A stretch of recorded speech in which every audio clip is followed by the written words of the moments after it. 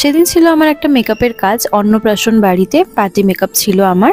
তো এখানে আমি রেডি হয়ে গেছি সকালবেলা তাড়াতাড়ি উঠে। আর ব্রেকফাস্টে তত সকাল সকাল আমার ইচ্ছা করে না কিছু খেতে, তো আমি ছাতু এক গ্লাস নিয়ে নিয়েছি। আর পাশেরই ফ্ল্যাটে একটা দাদার জন্মদিন ছিল, কেক দিয়েছিল, তো ওই দুটো খেয়ে আমি বেরিয়ে পড়েছি। বাবা যাচ্ছিল আমাকে ছাড়তে, একদম আমি বাড়ির কাছে ছিল, কিন্তু অনেকগুলো ব্যাগ নিয়ে যেতে অসুবিধা হবে বলে বাবাকে বললাম একটু ছেড়ে দিয়ে। 9টাও বাজেনি, আর দেখো কি রোদ, বাবা সাইকেলে করেই আমাকে নিয়ে যাচ্ছিল।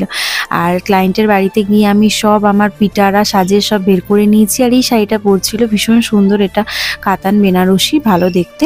আর জুয়েলারি সব বের করে নিয়েছি, এবার সাজানো স্টার্ট করব। তার আগে একটু ক্লায়েন্টকে দেখিয়ে নিই বিফোর লুক।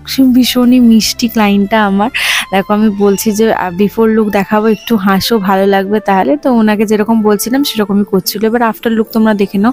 সকালে যেহেতু অন্নপ্রাশন ছিল, এই দিদিটারই বাচ্চা মেয়ে, মানে পুচকির অন্নপ্রাশন ছিল, ভীষণই কিউট দেখতে বাচ্চাটাকে, সব দেখাবো তোমাদেরকে। আমারও নিমন্ত্রণ ছিল, তো যেহেতু সকালের সাজ তাই খুবই মিনিমাম আর সিম্পল মেকআপ করতে বলেছিল, তাই আমি সেরকম করেছি। কীরকম লাগছে জানিও। বাড়িতে এসে ভীষণ টায়ার্ড হয়ে গেছিলাম, একটু রেস্ট করলাম। তারপর আমাদের পাশের মানে ফ্ল্যাটের পাশে একজন আমাদেরকে দিয়ে গেল হচ্ছে প্রসাদ, কিসের জানি না, পুজো ছিল হয়তো, তো একটু প্রসাদ খেয়ে চান টান করে আমি রেডি হয়ে গেছি। সালোয়ার পরে একদমই হালকা মেকআপ করেছি, শুধু ফেস পাউডার, সানস্ক্রিন, লিপস্টিক আর টিপ পরে, সানগ্লাস পরে, হালকা বড় ঝুমকো পরে নিয়েছি। এবার আমি বেরিয়ে পড়েছি। প্রচণ্ড গরম ছিল সেদিনকে, গুমুট।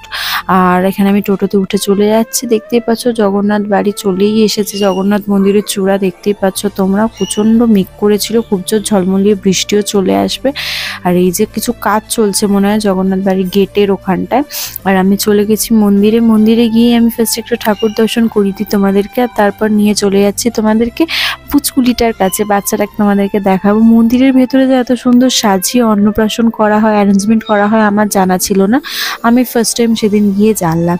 যেহেতু মানে অন্যের বাড়ির অনুষ্ঠান, আমি সেরকমভাবে অত ভিডিও করতে পারিনি, যতটা পেরেছি সেটাই শেয়ার করলাম তোমাদের। কীরকম লাগছে ভিডিওগুলো অবশ্যই জানিও। আর এই দেখো পুচকুলিটাকে কি কিউট দেখতে, থুথু নজর না লাগে, পুরো প্রিন্সেস লাগছিল।